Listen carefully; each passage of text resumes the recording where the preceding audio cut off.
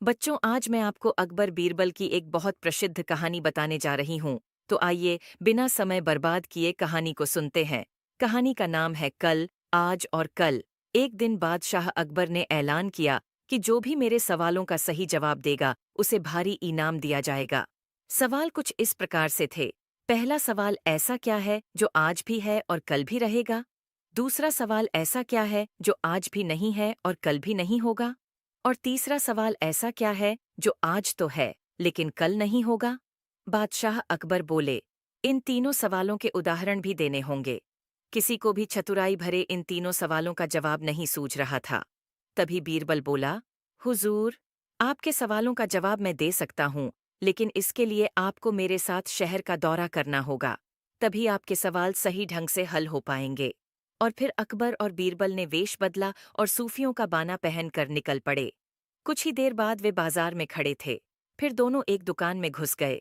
बीरबल ने दुकानदार से कहा, हमें बच्चों की पढ़ाई के लिए मदरसा बनाना है, तुम हमें इसके लिए 1,000 रुपये दे दो। जब दुकानदार ने अपने मुनीम से कहा कि इन्हें 1,000 रुपये दे दो, तो बीरबल बोले, जब मैं तुमसे रुपये ले रहा हूँगा तो तुम्हारे सिर पर जूता मारूंगा। हर 1 रुपये के पीछे एक जूता पड़ेगा। बोलो, तैयार हो? यह सुनते ही दुकानदार के नौकर का पारा चढ़ गया और वह बीरबल से दो दो हाथ करने आगे बढ़ाया। लेकिन दुकानदार ने नौकर को शांत करते हुए कहा, मैं तैयार हूँ, लेकिन मेरी एक शर्त है। मुझे विश्वास दिलाना होगा कि मेरा पैसा किसी नेक काम पर खर्च होगा। ऐसा कहते हुए दुकानदार ने सिर झुका दिया और बीरबल से बोला कि जूता मारना शुरू करें। तब बीरबल व अकबर बिना कुछ कहे सुने दुकान से बाहर निकल आए। दोनों चुपचाप चले जा रहे थे कि तभी बीरबल ने मौन तोड़ा और बोले, बंदा परवर, दुकान में जो कुछ हुआ उसका मतलब है कि दुकानदार के पास आज पैसा है और उस पैसे को नेक कामों में लगाने की नीयत भी, जो उसे आने वाले कल में नाम देगी।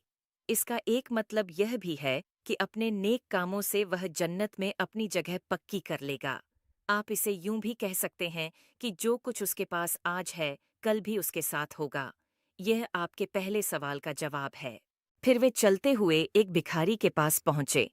उन्होंने देखा कि एक आदमी उसे कुछ खाने को दे रहा है और वह खाने का सामान उस भिखारी की जरूरत से कहीं ज्यादा है। तब बीरबल उस भिखारी से बोला, हम भूखे हैं, कुछ हमें भी दे दो खाने को। यह सुनकर भिखारी बरस पड़ा और बोला, भागो यहाँ से, जाने कहाँ से आ जाते हैं मांगने। तब बीरबल बादशाह से बोला, यह रहा हुजूर आपके दूसरे सवाल का जवाब। ये भिखारी ईश्वर को खुश करना नहीं जानता। इसका मतलब यह है कि जो कुछ इसके पास आज है, वो कल नहीं होगा।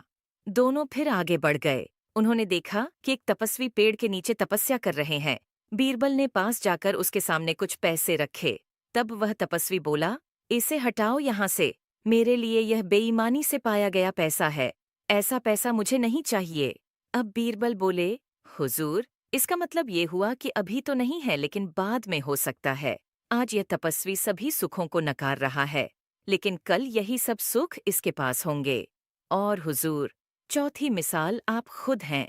पिछले जन्म में आपने शुभ कर्म किए थे, जो यह जीवन आप शानो शौकत के साथ बिता रहे हैं। किसी चीज की कोई कमी नहीं। यदि आपने इसी तरह ईमानदारी और न्यायप्रियता से राज्य करना जारी रखा, तो कोई कारण नहीं कि यह सब कुछ कल भी आपके पास न हो। लेकिन यह न भूलें कि यदि आप राह भटक गए, तो कुछ साथ नहीं रहेगा।